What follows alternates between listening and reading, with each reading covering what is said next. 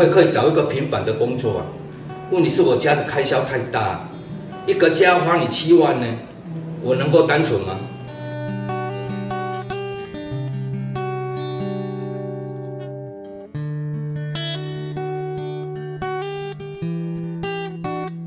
我有个没有责任的爸爸，一个妈妈整天就会哭，整天就跟我说要钱，弟弟妹妹一大堆，一个大国残障，还有一个爷爷那么老。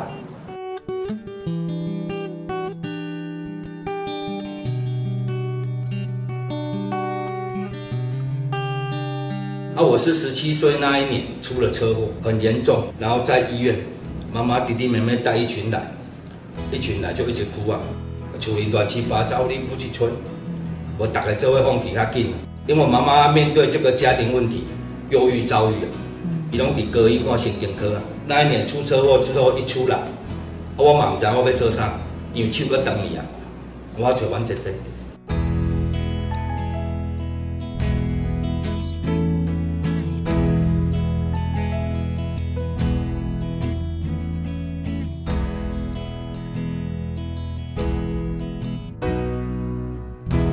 但是我就不想再做这些啊，也希望让自己有机会转换一下跑道。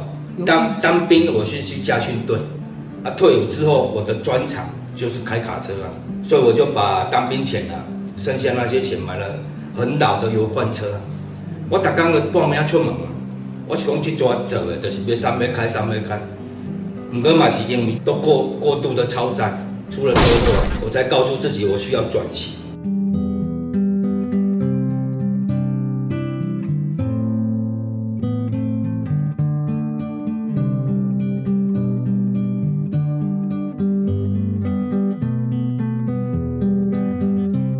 我30多岁该有我都有啊，我到底要拼什么啊？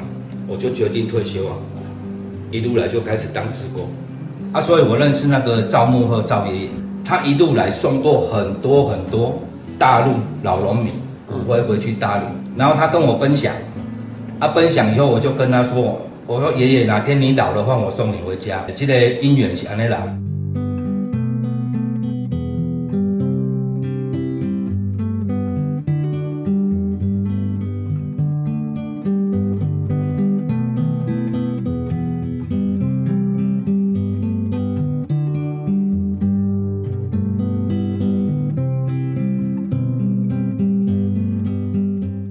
1年多前，他就病危啊，在医院医生要给他抢救但是我就想说，那100多岁107嘛，唔忙啦，你敢不敢成为植物人也可怜啊。但是我们不能决定，我就把他摇醒，因为他开始说我妈妈在找我，我要回家了。我爷爷你几岁？你妈妈找你？我快70了。说爷爷你107了，你要正常一点你不要再抢救，你真的可以出院，我推你回家。然后他就眼睛张开太好了，谢谢你，我要回家，我妈妈找我，他就剩一口气要回家。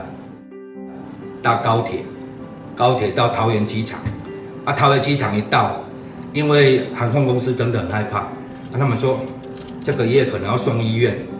我说什么送医院？他要回家。我说都还可以对谈嘛，不要这样，我们大家帮他，就抱起来就往里面跑。一到我是请他们联络救护车，结果救护车没有来，是山东文化局他们派官员来，山东把它列为非遗活宝，盖了一个鸟虫体研究中心、赵木鹤纪念馆，我就这样送他回去一回到他们家，因为我跟他们也不熟所以不要去打扰，当下我就离开。他昏迷2天，2天之后一醒来，自己拔管。然后就跟他家里说，给我来1碗粥，我要自己来，活起来了，一活1年。我就在去年的10月10几号，我突然间找爷爷让他700公杯，不知道能不能撑得过冬天了，因为他们都下雪。我说现在收了47幅作品嘛，这样就好，我赶快过去。结果我就订了物件看你的鬼，我说爷爷你这件事我帮你都完成了。回来再跟你报告一下。我回来台湾没多久他就走了。赵爷就说你遇到了你要帮人，你不要怕，一怕大家都有事。但是有机会帮，你要多帮人。哪天老了，你自己想的会开心。